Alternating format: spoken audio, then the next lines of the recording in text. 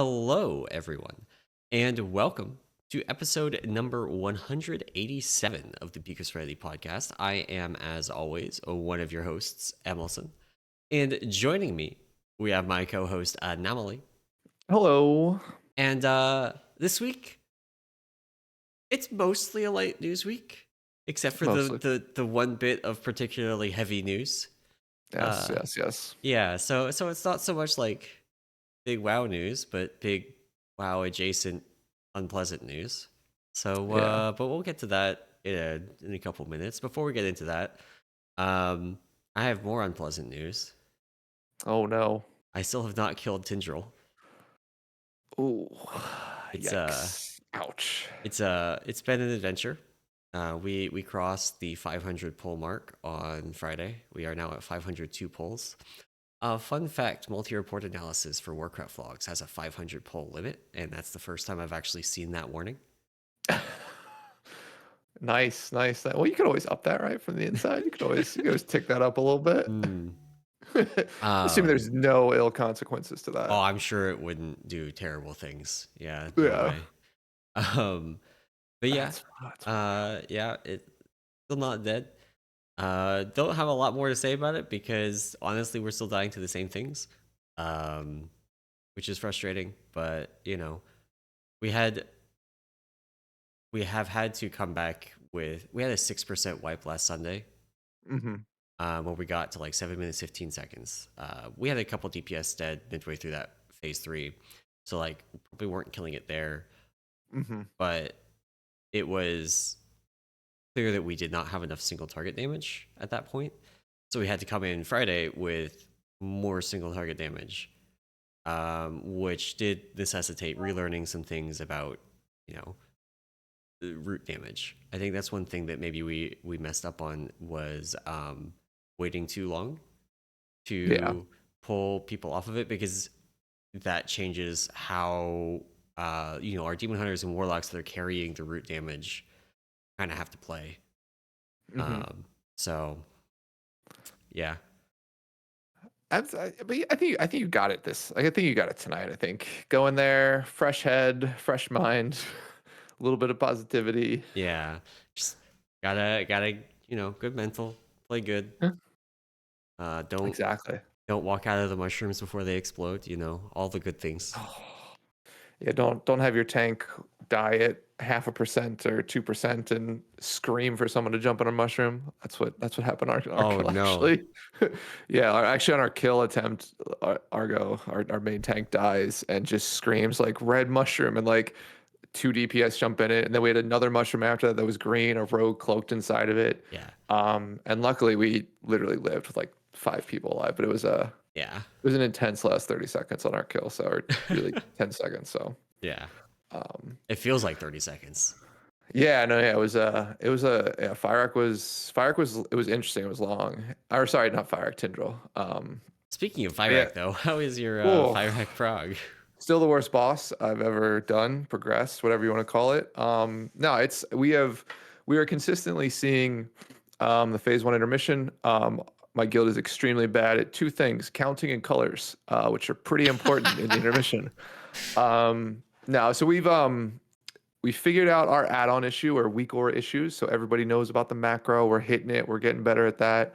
But what we're sort of not consistently getting through the first intermission. We gotten probably like I'd say maybe 3 times this week. Got through that and got the CP2 and the ads and some of the damage there. But yeah, we're bad if one side of the sort of arc you form gets overloaded with a color. It Hmm. means like of that color, we're gonna sort of have to look a little bit for like if it's the left side gets 4 reds instead of 3 and 3, just means like more Yeah. people have to look that are red have to look at that side. So um yeah, it's been interesting. I mean, Fyrakk is just it's unfun like in terms of being a healer because like all of your highest damage moments are typically when you have to move, you have to dispel on cooldown every Hmm. 8 seconds. It's and if you're behind on dispels, we basically have 2 points to catch up because we have a revival and a mass dispel that can clear, most of them.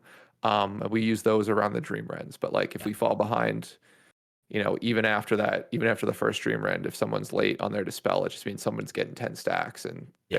they're, in danger from a wildfire or something like that. Yeah. So no, it's just not, it's not like, I would say it's not a fun healing fight, to do. And I'm at a disadvantage as like a Mistweaver because most of my healing requires me to stand still. Yeah. Most of the healing I want to do is during Dream Rend and I have to move. What's your augmentation situation like? So we have two. We only have two, and both of those. So the disc priest is using them. Our disc is using See, this them. is the part where you have to just bully your disc priest harder. No, I should, but it's better if he gets them for those points. I can play around it slightly, so a little bit, but no. Other than that, it's been getting very consistent at P1. So we're seeing the intermission almost every pull now, which is Nice. good. And so it's Other than that, it's just been Fyrakk prog. So just can't wait for the first round of nerfs to come in, and then we'll go forward with that because Hall it's of just Fame still not closed, right? Have I not don't hit think so. 200 No. yet. What are we up to? The Tindral nerfs have not yet trickled down through the Hall of Fame kind of people. So Yeah. let's see how many kills do we have for this boss? Fyrakk. We're getting close though. I think we were over 150. Yeah, we're at 161 now as of 5 a.m. Eastern this morning. Somebody Nice. killed it at 161 a.m. in the Oceanic region. Nice. Not 161 a.m. On the timestamp, 5:41 a.m. At rank 161. Nice. So another 40-ish slots, and then we'll see. Yeah, I mean I don't know. I think they waited too long on the Tindral nerfs, and because like what isn't it that like the stat I saw was like more guilds have killed it post Tindral nerf than killed it pre Tindral nerf, like just within the week that it's been in place or something ridiculous. I mean, that's a great question. I don't actually know. I do know, like, I can pull up the that is the case on prog stats. Prog stats has more recorded kills after nerf than before the nerf, but that's not Yeah. a complete sample. Mm-hmm. Generally, the higher end guilds are more likely to private log, so they don't show up as often on prog stats. Like they can, but they have to opt into it, as opposed to some rando pulling up their logs. Right. So I don't know that necessarily translates to overall, and it's a bit of a pain in the rear to look up on Warcraft logs. So I'm not doing it right now. No, it's fine. But no, yeah, it's just I mean, we'll see how the end of this tier goes. It's been a slog, I'll say so far, and Fyrakk just is. I mean, I think DPS probably enjoy Fyrakk a lot more. It's a lot more interesting, but yeah, it's as a healer, it's not exciting. I'll say not exciting at all. Yeah, I'm looking forward to it. I think I'm looking forward to it, and I don't have to dispel every 8 seconds, so I don't have that to deal with. Yeah, that's it makes the fight invariably extremely enjoyable if you're not hitting a single button every 8 seconds. You have to hit. So. Yeah. God. But yeah, we'll see. I mean, hopefully you guys get Tindral tonight, and then you get to have your healers experience what is arguably the worst mechanic they've ever put in the game. Yeah, I mean, to be fair, I would rather go back and progress Stone Legion generals than do Fyrakk at this point. So that's a tall bar. It's high bar to hit. It's rough. It's rough. But cool. I guess maybe we'll transition a little bit, get into some of the news or goings on over the past week, and I guess we can't. You want to start with the unpleasant news, and then we'll go on some of the other stuff after. I think that's a fair point. So yeah, so some unpleasant news was out today or out earlier this week, where it was announced that Microsoft, which is now the owners of Activision Blizzard, are laying off about 1,900 employees across not only Activision Blizzard, but some of their other studios, such as ZeniMax, and then actually from their core Xbox divisions. So that equated 1,900 people, about 8% of their workforce, which is a sizable amount. I think at Blizzard, a lot of the roles were in, what was it, like their community management teams, right? Their community management, which includes GMs and things like that, people doing community support. there is a lot from what I have heard.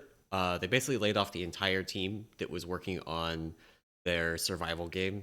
Mm-hmm. We had a little bit of information, but not a lot about, um, including people that are like a little bit like they didn't lay off just the to be completely callous, more fungible roles like software engineers, just like, Right. Yeah. Some of like the yeah. but they also laid off some of the more specialized ones too, which is really Mm-hmm. odd to me.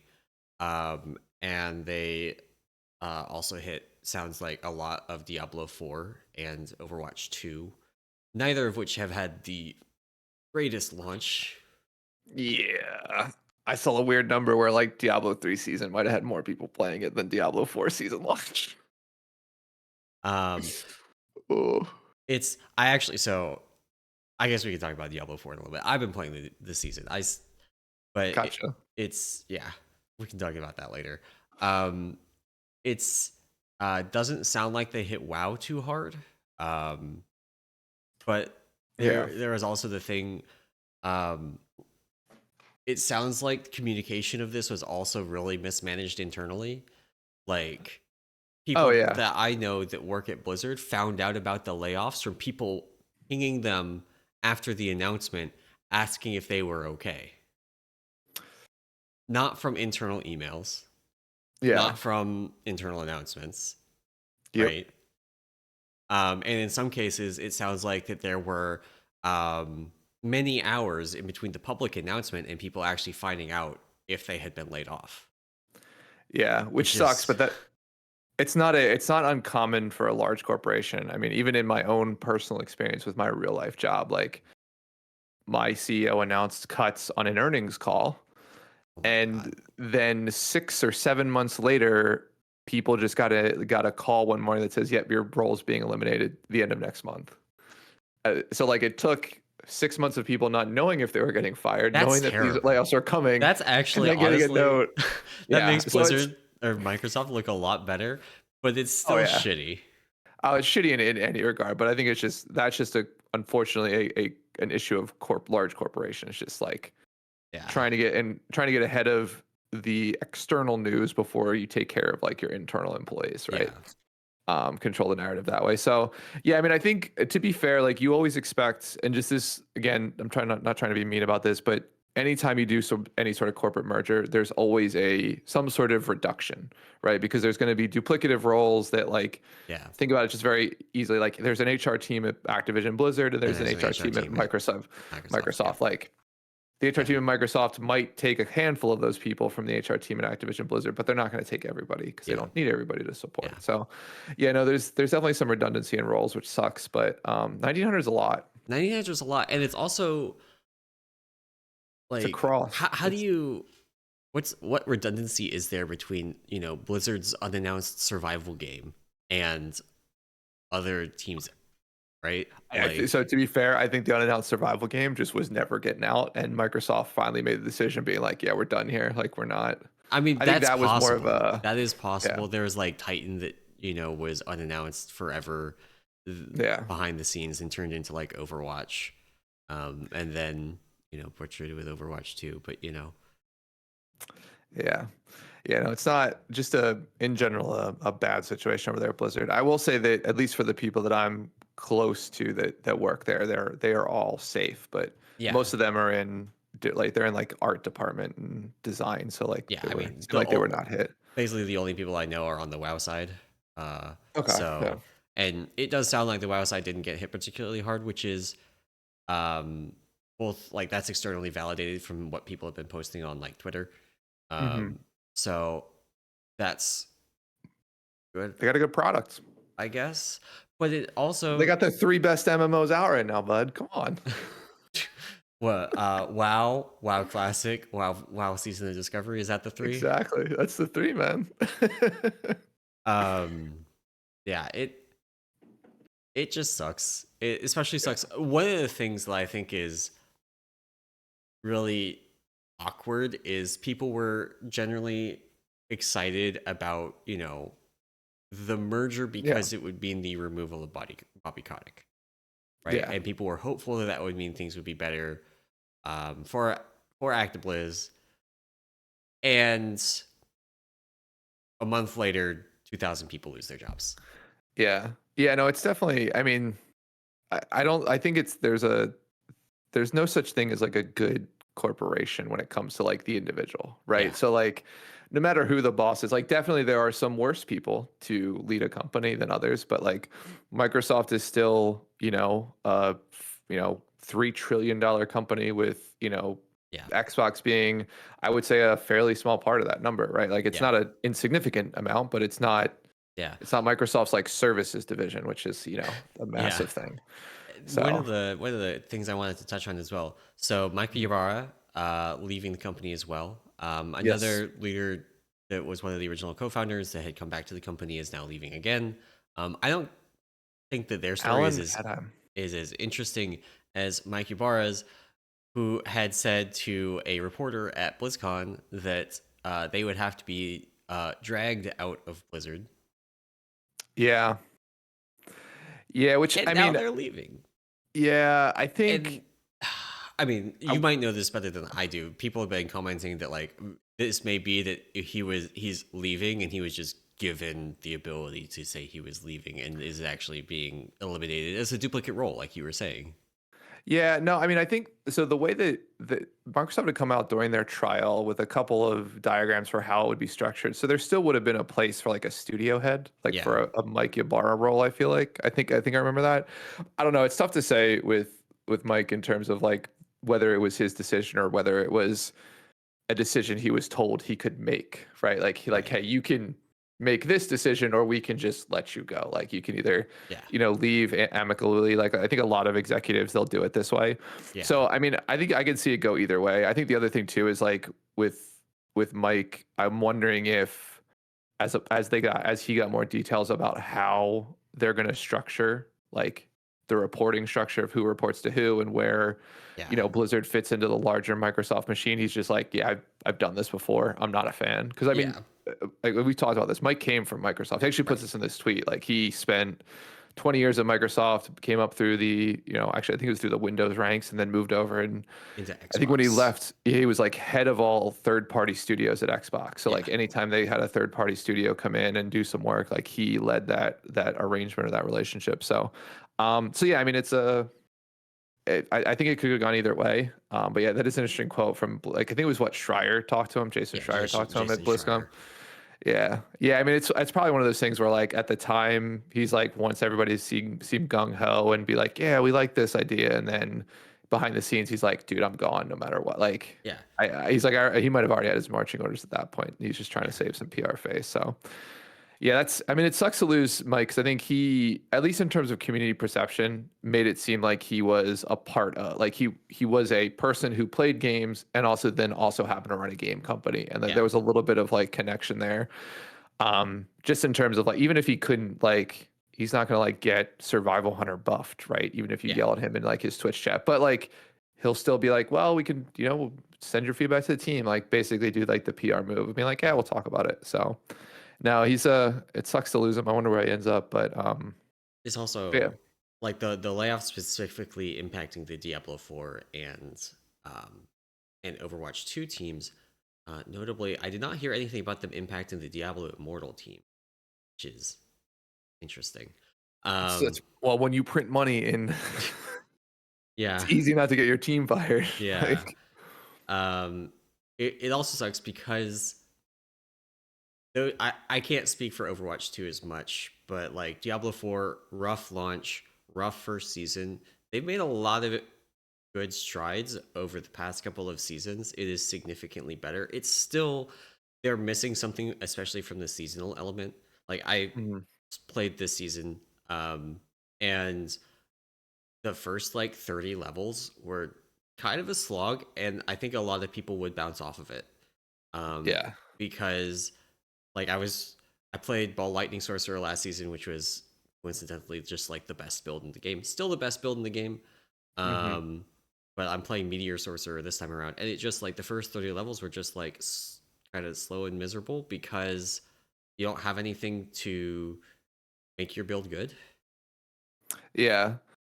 Yeah. I mean, from what so I've literally I only leveled to max level in the opening. I don't Yeah, even think I played the first season, right? And I yeah, think the biggest issue I had with the game was just on the build side was that nothing they seem to lean heavily into builder spender, and Yeah, like that is not in terms of other ARPGs, yeah.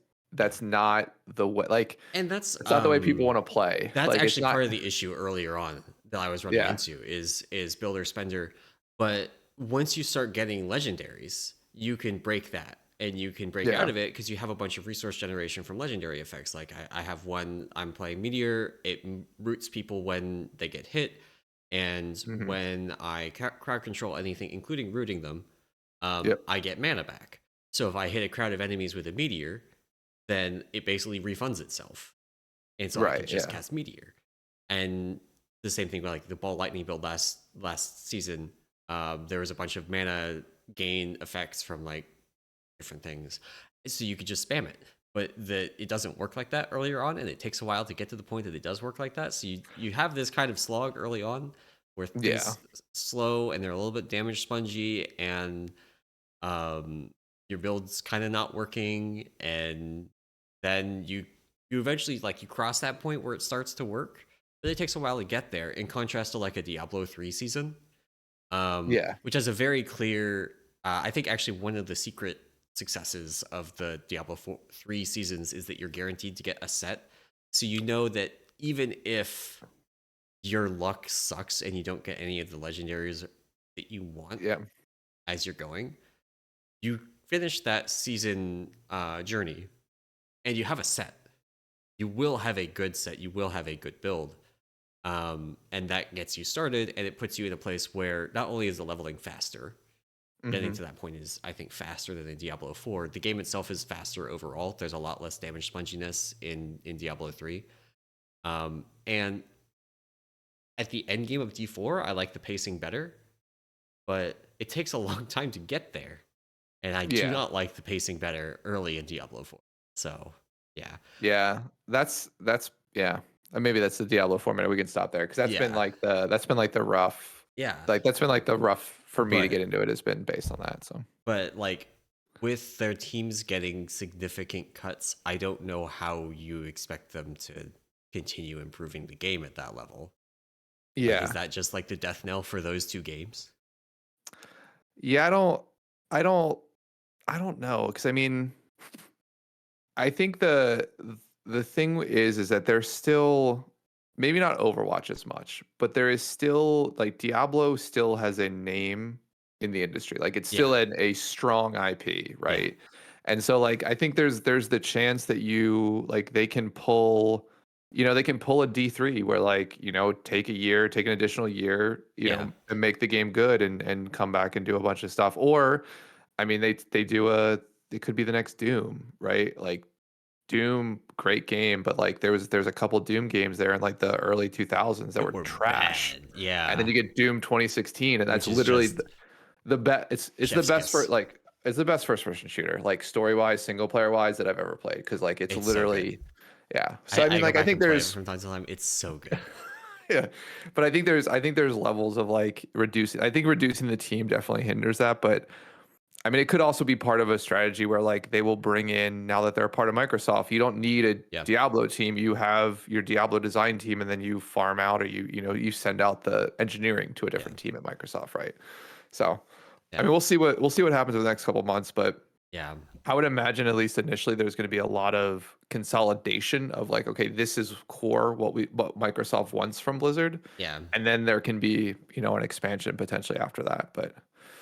We'll see. Maybe, dude, here's the storm. Greatest what is it? What are those called? Damn it. ARPG? MOBA. No, not AR MOBA. MOBAs. God, I couldn't think of the word. I was gonna say MMO, Your joke fell a little flat. I know, darn it, because I couldn't remember the acronym. Oh, I'm getting old. Um, but no, we'll see. I mean, it's honestly terrible news for everybody impacted. It sucks to lose your job and stuff like that. But um, or not, but I think it just sucks to lose your job. So that Yeah. part is rough. And losing, Mike and even Alan, although Alan I think played a more of a an executive, like less, more behind the scenes, less sort of upfront, Yeah. public role. But losing someone like that, I think he's a little bit more understandable. He's like, dude, I just don't want to be part of a huge corporation. Like Yeah. Blizzard itself was probably a little bit too large for what he wanted out of his job. And yeah. Yeah. Um, Oh, cool. All right. Well, let's maybe take a couple steps forward, move on to a couple of other news items out there. And keeping with the, I guess the last couple of weeks, we've talked about interesting tools that are out there for you to get better at rating. So we talked a little bit about spreadsheets and stuff like that, but this week it's a website called Lorrgs.io. Um, that if you haven't used it, basically what it does is it provides the ability to look at different specs and look at the top 50 parses of those specs and look at their ability usage over the course of a fight. So you pick your fight, say Mythic Tindral, you pick your spec, say Mistweaver Monk, and you can see the top 50 parses where they're using abilities like Invoke Yulan, Revival, Manatee, Sheilun's Gift. And you can do that with pretty much any class, right? Any sort of healer or DPS class. So it's a good website, I feel like, to give you a baseline of when you should use some of your abilities um, and how to use them in the context of a fight. There is a huge disclaimer that basically says, like, look, you may not be able to copy and paste this directly without any changes. Yeah.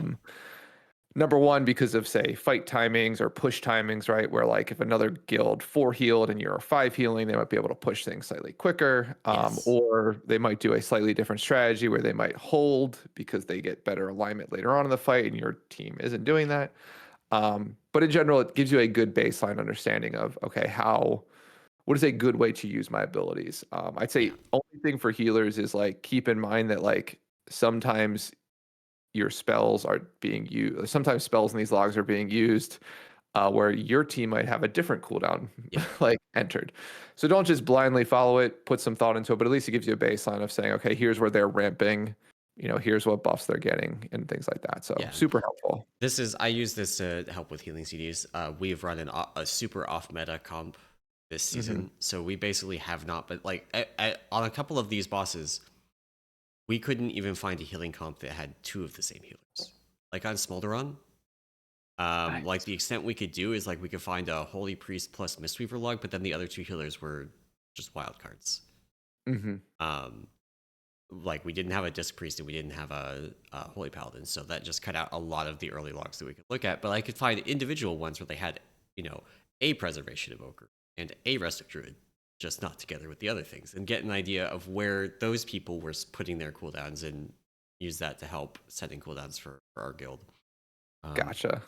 I also used that when I got my Legendary on my DK to look at where people were using the Legendary on Tindral.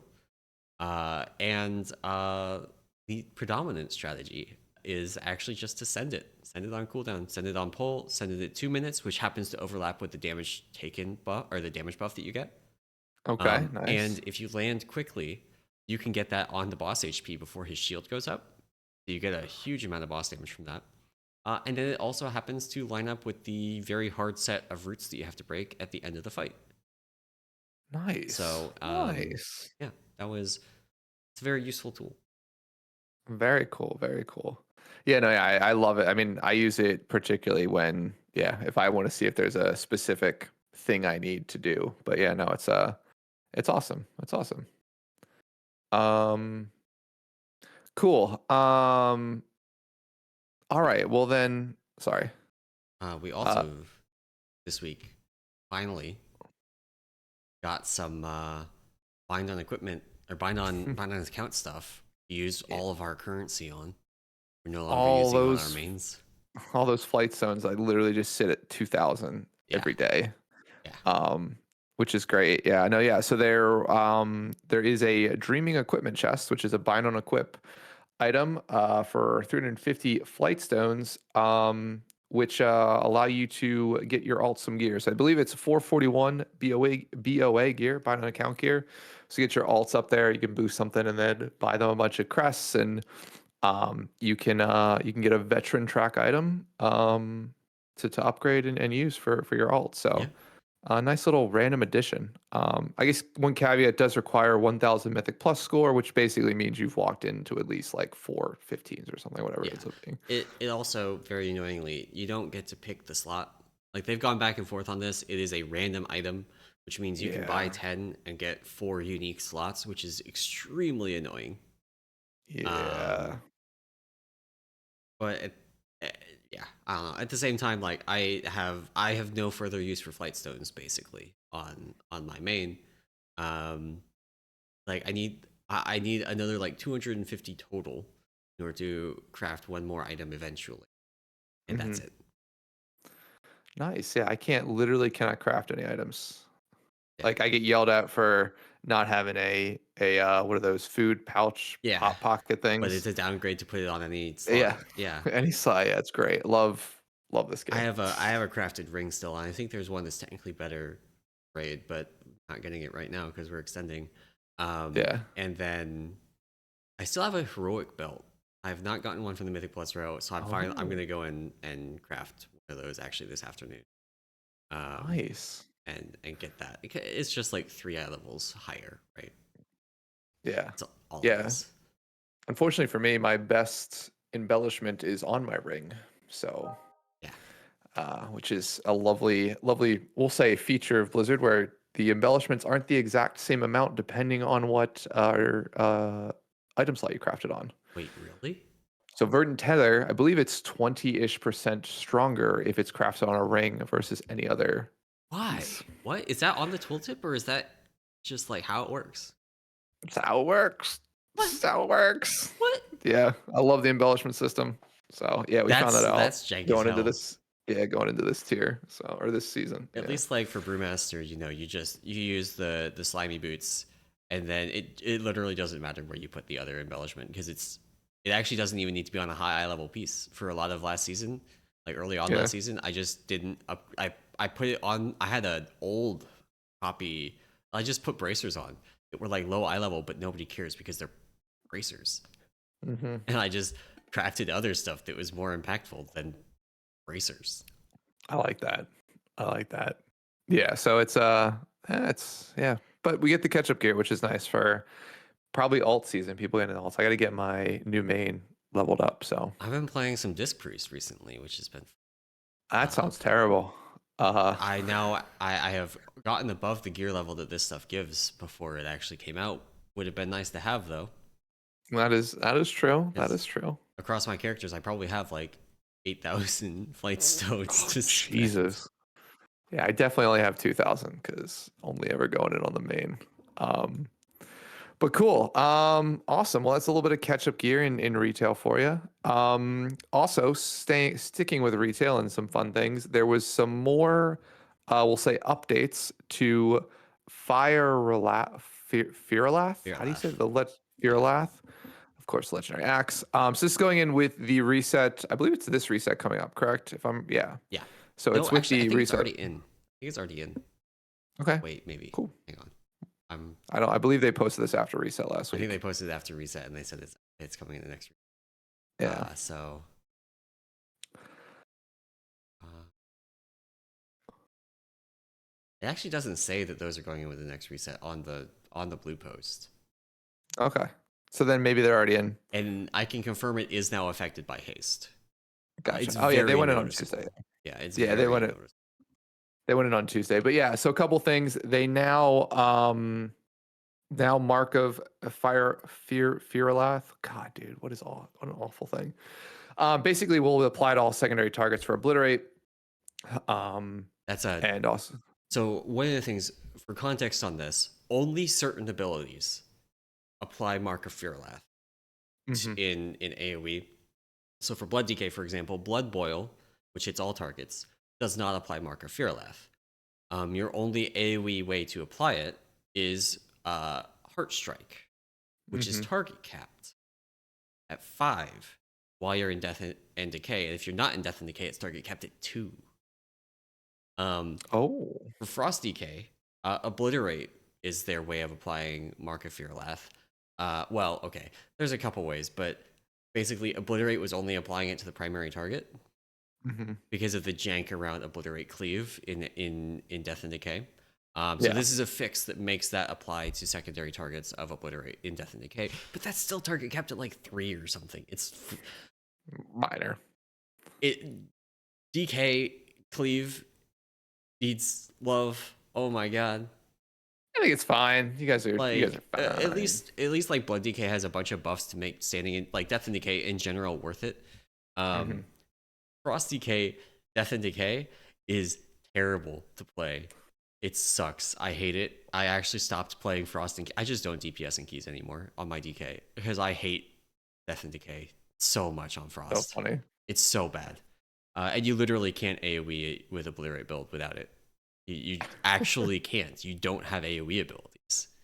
That's so interesting. It's That's dumb funny. as hell. Anyway, they also, other changes. I already mentioned the haste thing. Yeah. That's I think the biggest one. We talked about that. Was it last week or the week before? I think it was the week before where like, yeah, unhasted casts are Yeah. just awful in general. Yeah. That makes it feel a lot nicer. That also, one of the things I'm doing, I mentioned this or talking about Lorrgs, is you can put your whole Rage of Fyrakk channel into the boss on Tindral before he finishes his Supernova cast. So he doesn't have the shield yet, but you have your 50% damage buff. Pasting it makes it a lot easier to get that in. It was possible before, but you had to like only do that basically. Yeah. So, and then they just like buffed the damage on both the dot and the active again. Hell yeah. Whatever. I guess they want to move more damage to the active and less to the mark. I don't. Oh yeah, okay. They decreased. You're right. I misread. Yeah. Yeah. So they decreased mark but increased rage. So like, Yeah. weird. Yeah. I guess they're moving away from the dots. So One thing that you will see if you are using details is that it merges the active and the passive components. Warcraft Logs was doing this. That got fixed recently. So now the active and passive components are displayed separately. Yep. Hopefully details will follow suit. There is like you can put some code into the details like configuration thing to make it unmerge them, which I've done so I can actually see what my active is doing compared to the passive. And the active's really good. Nice. Yeah.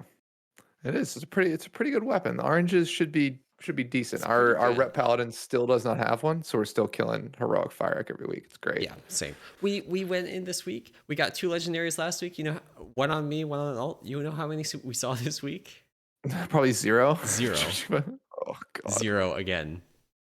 That's rough. That is It's rough. so bad. I hate this legendary system.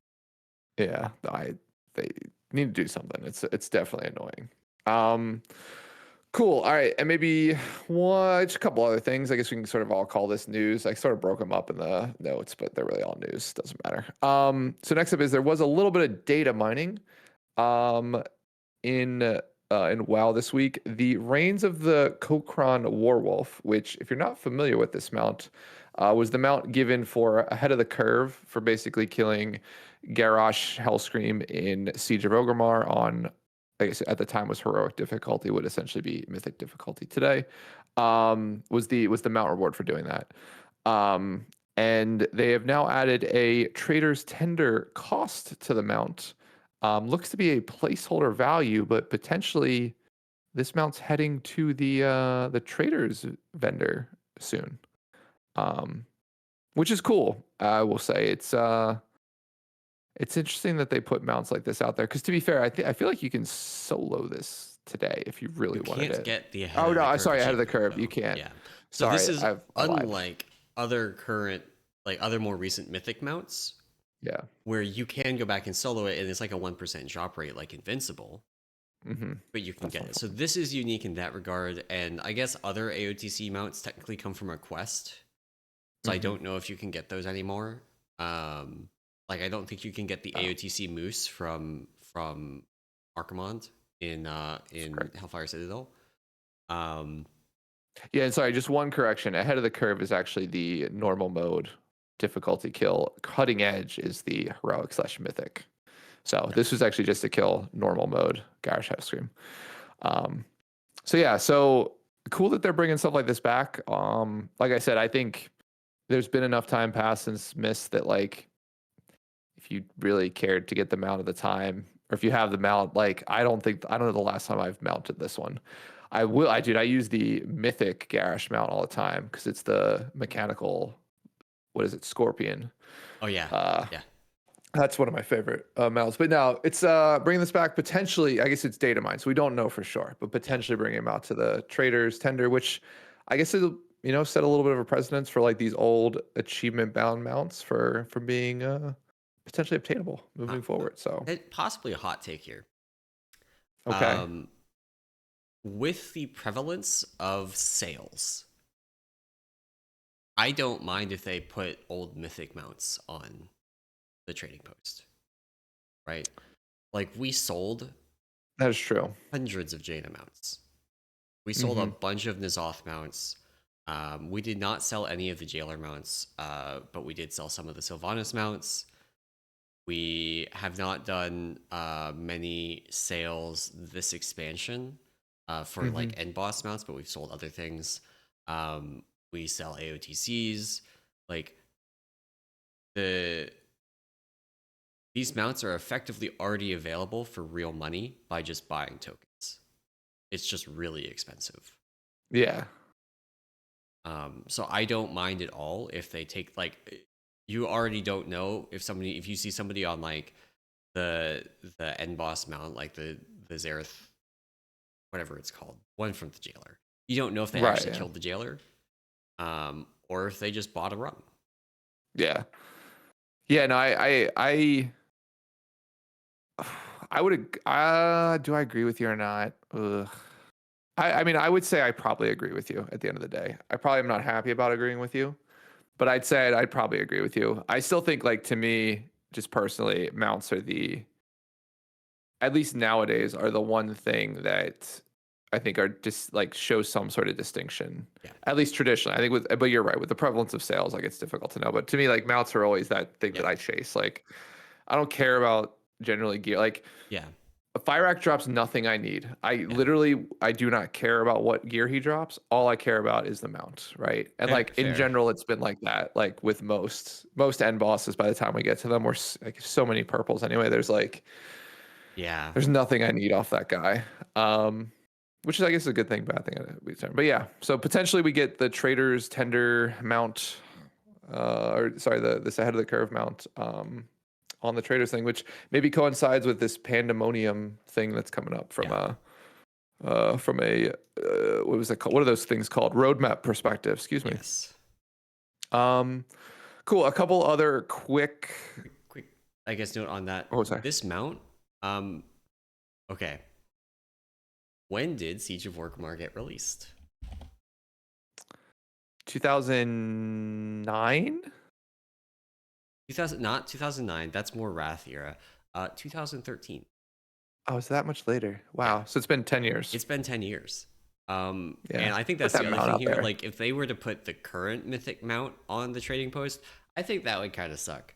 But if you're going to put a 10-year-old Mythic mount on there, I don't. Yeah, go for it. Yeah. Go nuts. I would actually, you know what, now that you say mention it that way, yeah, dude, throw it up there. But you know what? Make tendies, make it so you can buy them with real money. No, don't do that. Yeah, no, I love that idea. Let's just No. go all in. Let's just go all in. No, I'm kidding. God, wow, I haven't been like 2013. Wow. Yeah. Wild. All right. Well then, next up in terms of news, at least a little bit of news, and we kind of quickly go through these, and then I do want to talk about one Mistweaver thing at the end. Yep. We did see on the vendor CDNs, patch 10.26, an encrypted version, hit the vendor servers. So typically, if you're not familiar with the way WoW releases stuff, these vendor servers typically get the next patch a couple weeks before we see PTR, which just means 10.26 PTR is close, which means we will maybe get an understanding of what the skull and crossbones flag on it means. Still think it's going to be pirate stuff, They could but just drop the patch on live without actually PTR testing it. that's also an option. I feel like probably not the best option given a They've lot of been, the. I mean, they've been playing more and more with that recently, That's right? true. Like, Season of Discovery didn't have a PTR. It's not having a PTR for Nomer again. Um, That's true. That's true. Maybe they do it for this because it is this a similar idea of like no one knows what it is. It's not really being announced feature wise. yeah. So, but yeah, we'll see. So hopefully more 10.26 news in the next week or two. So we don't have to cobble together some sort of show next week on what our favorite broccoli is. Broccoli sucks. There is no favorite broccoli. I don't know, we'll talk about that later. All right. Also this week there was a bunch of nerfs to Rise. So I guess Murozond's Rise. Yep. I cannot pronounce things.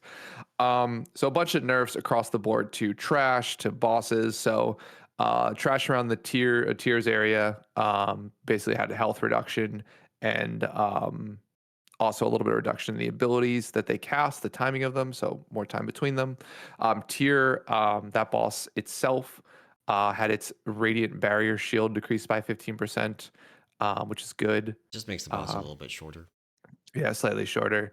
Um, in Time Lost Battlefield, which is I guess the battlefield boss, Yeah. where you kill a bunch of ads.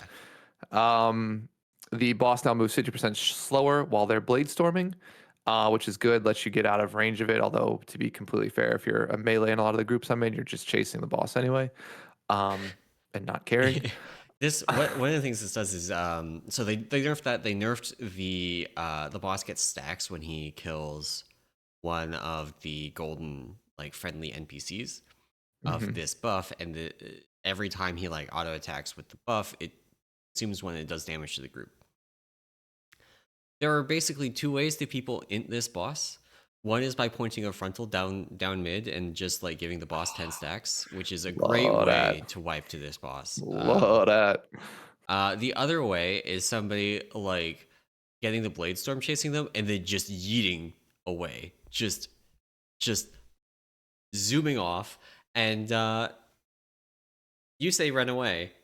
Like, this makes it easier way to run away from. You're right. This also limits the damage that an idiot zooming around at 200% movement speed can do by kiting the boss through the friendly ads. That is true. Actually, that is true. But yeah, nerfs definitely nerfs the Time Lost Battlefield, which is solid. Actually, also that buff was reduced, had its damage reduced by 20%. Yep. So the Thirst for Battle, or I guess Battle Sense, is the Alliance version of the buff. Or for the Alliance NPC, the original buff. And then also Chronolord Dios, which is the final boss, right?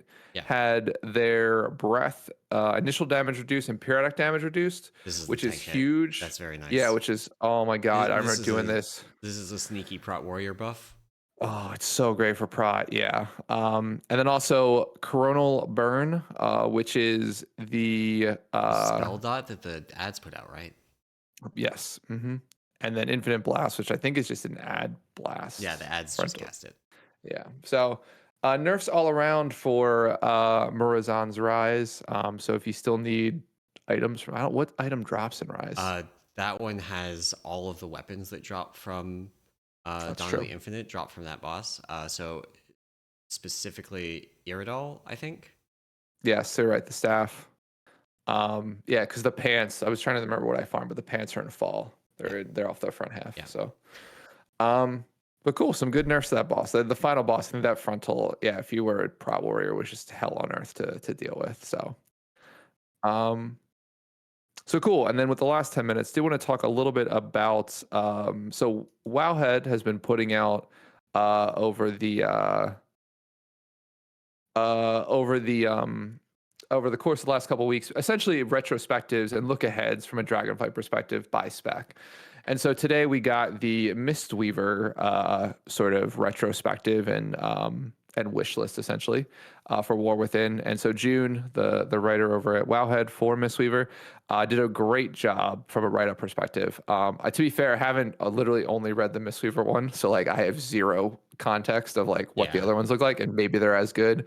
But I think June does a great job in terms of just overhauling or going through in say fairly succinct fashion, you know, how Dragonflight has gone for Mistweaver. And then sort of does a good job about the look ahead of, okay, what do we want to see in War Within, particularly from the hero talents and those type of things. So yeah, it's a really good write-up. I mean, from my point of view, I think in all of the points that June brings up, I think pretty much in lockstep agreement with you know, the way that they've described things and what they've sort of tried to convey to the team. I mean, my own wish list, right, sort of falls a lot in line with this, and that, like, whenever we talk, I think Dragonflight in general as an expansion for Mistweaver has been the best expansion for Mistweaver since MOP. Yeah, since MOP. Or WAD. I mean, WAD was also really good too. But Yeah. like literally since the Legion rework, it's been probably one of the best, and it's been, I'd say, also one of the most varied in terms of what play styles have been good. Right? Like we started out with, just a play style that's centered around invoke, Chi and a lot of leveraging a lot of melee abilities for mana cost reduction and things like that. And then as we moved into season 2 and Aberrus, there was this whole like ramping, renewing mist play style, right? Yeah. And you still leverage, Rising Mist and some of your melee abilities there. And now in season 3, we have this sort of Primarily no, caster build, right? yeah, like super cast. You don't even need to be in melee. Like, to be fair, like I forget sometimes to hit the boss to put up the debuff. Well, let's don't tell my raid leader that. And so like I think it's been interesting to see the variance. Now, whether you like each of those play styles, that's I think a debate that you can have, Yeah. personal preference piece of it. But at least from my perspective, it's been really cool to have the varying play styles that didn't center around, like, I mean, the Legion play style was like, how much can I hit Essence Font and still have mana by the end of the fight, right? And like only using Vivify when I get, a proc or whatever, Yeah. I forget the name of the proc. So no, I think it's been really good. I think the talent trees have been awesome for Mistweaver in general. I'm excited to see what they do with hero trees. I think June makes a pretty good point of like potentially the hero trees center on, one's the more caster focused type buffs to it, and one is more Right. like a Chi, melee damage buff to it. So I think the only thing, if you were primarily a Mythic Plus player as a Mistweaver, your playstyle generally has not changed, You're right? still playing Um, Flatline. yeah, you're still playing Flayline, you're still playing Invoke, right? So there's Yeah. a little bit of potential staleness there, in terms of like if you don't, enjoy that playstyle or aren't having fun there, it's the more caster focused, clouded focused type playstyle has not been as great. Yeah. And I do think the changes they made going into season 3 about, putting a penalty on renewing, like using Vivify when you're renewing Mist are greater than 5, kind of hurts a little bit of Mistweaver. It was nice to sort of see a bunch of renewing Mists on the raid and sort of doing a bunch of healing, but I Same understand time. why. Yeah. I understand why it can get slightly out of control, particularly if you high roll like your dancing mist procs, which is Yeah. the one that'll duplicate the renewing mist Yeah, as it that's jumps. So definitely. I think every time that Mistweaver has reached truly broken levels of power since Legion has been when you can get enough renewing mist out that the Vivify Cleave just erases damage. yeah, exactly. Yeah, and it's funny. June mentions that like there was that brief period in with corruption at the Yeah. start of what was that raid, the Nizoth raid. Yeah. Nihilotha. There we go. Nihilotha, yeah. Where yeah, corruption, haste corruption just was amazing for us and Rising Mist there. So no, I mean it's an honestly it's a great read. Like I said, I think they're doing these. I don't think I know. Why should I say think? I know they're doing these for every spec out there. So if you're listening to this and you're wondering where the Windwalker or Brewmaster Monk was, or some other spec that you play, just be on the lookout because they will definitely be out there. But yeah, this is a really good read from a Mistweaver point of view. Has a lot of really cool points in it, and yeah, I'm excited. I mean, it's a little bit of a catch 20, or not a catch, but a conundrum, I'll say for myself, in that I don't enjoy healing right now, Yeah. but I enjoy the I enjoy the fact that Mistweaver is good, basically. It's Like finally good. yeah, it's finally not an absolute hell class to play. Yeah. The problem is it's just healing in this game right now is extremely frustrating for me. So it wouldn't matter what class I was healing on, Yeah. I probably wouldn't be enjoying myself. So personally, Yeah. That's you mentioned like talent's not really changing for Mythic Plus. That's something I mhm. think Brewmaster that we'll see when that gets posted is commentary on the relatively limited changes to the Brewmaster playstyle. I think the main thing that has changed is just like when all of our abilities got buffed, basically in season 2 to compensate for the nerf to the Onyx Analyte. Um, the return of the blackout combo playstyle in raid is like basically the only playstyle change we've had this expansion. Technically, press the advantage is also a playstyle change.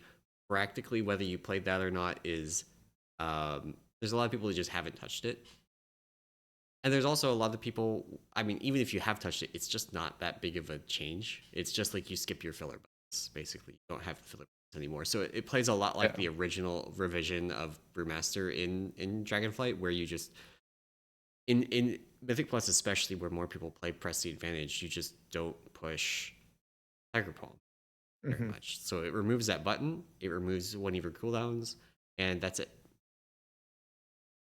So Gotcha. Yeah. yeah, So it's not. Yeah. it's not that significant. Yeah. Not Um, wildly different. Yeah. That's. Yeah. I mean, that's. I think that's rough. I'll say. Like if you. Yeah. If you're playing a very consistent play style across an expansion, it can either be a great thing or a bad thing. I guess. yeah, Like if you're changing every patch, maybe that's not the best thing. But at the same time, like yeah, having almost zero variation yeah. like over the course of an expansion is just it's definitely rough. So Yeah, I mean, like we changed. Like it was around halfway through Everest. Like we killed the night we killed Magmarax is right after that change went through. And like I switched from playing the old build to doing Blackout combo Tiger Palm. It was like the second person, basically. I think Nish Brew from Discord, first person, posted about it, and I was like, "Oh, that seems good. I'm going to try it," and it worked really well. Um, and so it was like actually more or less halfway through the expansion, but it has been extremely consistent since then. gotcha. Lots. I mean, I guess there are at least some Yeah, good points. We'll say like yeah, it's not all bad for Brewmaster. yeah. So no, yeah. I mean, I will say that I miss it's been a great refreshing for this expansion because there is a section that June goes into around like borrowed power, right? Yeah. And looking back at like what we've had over the past couple of expansions, it's covenants are just so funny because like as a Mistweaver in like season 2, like you literally hit Fallen Order and then Essence Font and then that was it. Like what Mhm. you hit, everything else you hit was just like I need to use mana, so it looks like I'm trying to heal. But like if you hit those two buttons, like you Yeah, were perfectly fine. yeah, Um, so yeah, I mean, I think it's honestly a great article. I think these are cool articles that I think yeah. of all the people kind of I think sometimes clown on Wowhead in terms of like a lot of their content ends up being trying just to push clicks to the site, which is one side of the Hmm. business part of running a website like this. But I Yep. think in terms of content, this is really good. I definitely take the time to read through it because I think at least the mystery one I think was really solidly put together, and I feel like Yeah. probably need to read some of the other healer. I don't know if this might be the first healer one out. I don't think I saw another. Resto Druid is out. There's a Resto resto Shaman druid. is out. Resto Shaman one would be an interesting read because they have not had Yeah, the greatest expansion. who wrote the rest? Oh, okay.